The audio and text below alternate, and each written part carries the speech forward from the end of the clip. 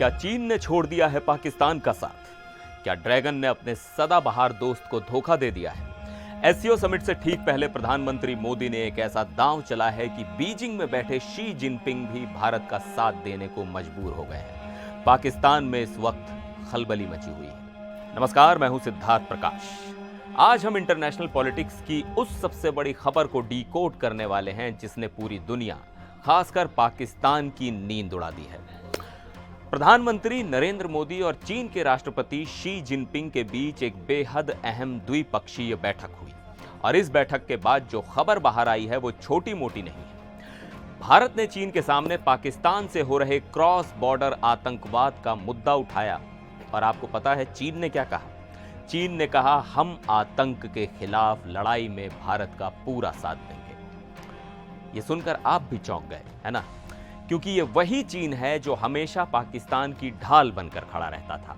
ये वही चीन है जिसने कुछ महीने पहले एससीओ की मीटिंग में कश्मीर के पहलगाम में हुए आतंकी हमले का जिक्र तक करने से मना कर दिया था। तब भारत ने उस जॉइंट स्टेटमेंट पर साइन करने से ही इनकार कर दिया था।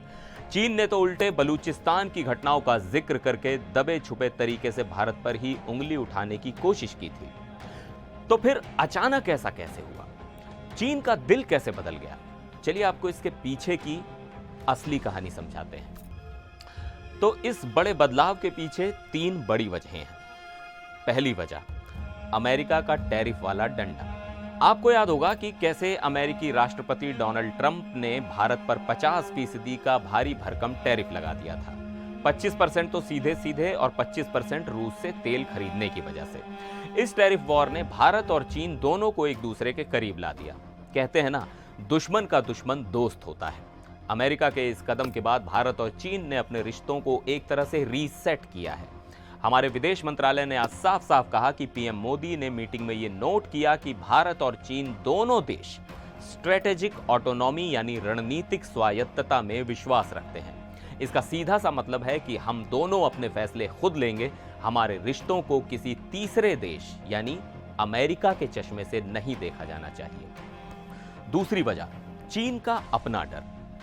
चीन खुद भी इस्लामिक आतंकवाद की आग से झुलस रहा है। चीन के शिनजियांग प्रांत में, जिसे ईस्ट तुर्किस्तान भी कहा जाता है, आतंकी ताकतें सिर उठा रही हैं। चीन खुद अपनी ऑफिशियल स्टेटमेंट्स में इन्हें आतंकवादी कहता है। इतना ही नहीं, जैसे जैसे दुनिया भर में चीन का दबदबा बढ़ रहा है, विदेशों में रह रहे चीनी नागरिकों पर भी आतंकी हमलों का खतरा बढ़ गया है। इसलिए अब चीन के लिए आतंकवाद सिर्फ पाकिस्तान का मुद्दा नहीं बल्कि उसके घर का मुद्दा बन गया है। तो जब पीएम मोदी ने बहुत ही स्पष्ट और सीधे शब्दों में शी जिनपिंग के सामने आतंकवाद का मुद्दा उठाया और कहा कि ये एक ऐसी आपदा है जिसके शिकार भारत और चीन दोनों हैं, तो चीन के पास हां कहने के अलावा कोई चारा नहीं था। हमारे विदेश सचिव विक्रम मिस्री ने बताया कि पीएम मोदी ने बहुत ही क्रिस्पली और स्पेसिफिकली अपनी बात रखी और चीन ने अपना समर्थन व्यक्त किया है। और तीसरी वजह, एससीओ समिट का प्रेशर। सोमवार से शंघाई सहयोग संगठन यानी एससीओ की समिट शुरू हो रही है। यह समिट 3 साल बाद ऐसी हो रही है जिसमें पीएम मोदी खुद मौजूद हैं। आपको बता दें कि 2023 में भारत ने इसे ऑनलाइन होस्ट किया था और 2024 में कजाकिस्तान में हुई समिट में पीएम मोदी नहीं गए थे। इस समिट में पीएम मोदी का सामना पाकिस्तान के प्रधानमंत्री शहबाज शरीफ से होगा। पहलगाम आतंकी हमले और ऑपरेशन सिंदूर के बाद यह पहली बार होगा जब दोनों नेता आमने सामने होंगे। ऐसे में समिट से ठीक पहले चीन का भारत को आतंकवाद पर समर्थन देना पाकिस्तान पर एक बहुत बड़ा डिप्लोमेटिक दबाव है। तो ये कोई मामूली घटना नहीं है, ये जियोपॉलिटिक्स का एक बड़ा शतरंज है जिसमें पीएम मोदी ने सही समय पर सही चाल चली है। अमेरिका के टैरिफ, चीन के अपने डर और एससीओ समिट के प्रेशर ने मिलकर एक ऐसा माहौल बनाया कि ड्रैगन को भी हाथी के साथ कदम मिलाने पर मजबूर होना पड़ा। अब देखना यह होगा कि चीन का यह समर्थन सिर्फ बातों तक रहता है या एक्शन में भी बदलता है।